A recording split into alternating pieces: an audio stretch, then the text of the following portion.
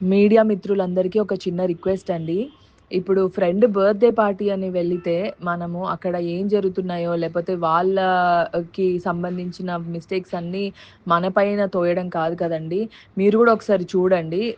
చూసి దాన్ని బట్టి నిజంగా ఏమన్నా ప్రూఫ్స్ లేపోతే ఏమన్నా మనం గూడా ఏమన్నా మిస్టేక్ చేశామని తెలిసుంటే అప్పుడు మీరు నా ఫోటో వేస్తే బావుంటుందండి. కానీ ఎలాంటి ప్రూఫ్స్ లేకుండా మీరు నా ఫోటో యూజ్ చేసి ఇలా నెగెటివ్‌గా చేస్తే నా కెరియర్‌కి ఎంత ఇబ్బందండి. ఎంత కష్టపడి I have come this far.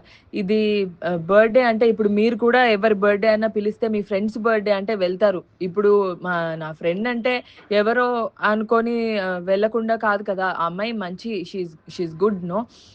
అలా నా ఫ్రెండ్ అని చెప్పి నేను వెళ్ళాను. అలా అక్కడ జరిగిన సిట్యుయేషన్స్‌కి నేను బాధితురాలిలాగా ఇప్పుడు నా ఫోటోని మెయిన్‌గా ఇలా ఫోటో పెట్టి మరి చేయడం తప్పండి. మీరు మీ ఫ్రెండ్స్ బర్త్‌డేకి వెళ్తారు గదా! అక్కడ జరిగిన మిస్టేక్స్‌కి మీరు బాధితులయిపోతారా అండి? అలా కాదు గదా! కొంచెం మీరొకసారి చూసి నా ఫోటోస్ యూజ్ చేయకండి ప్లీజ్.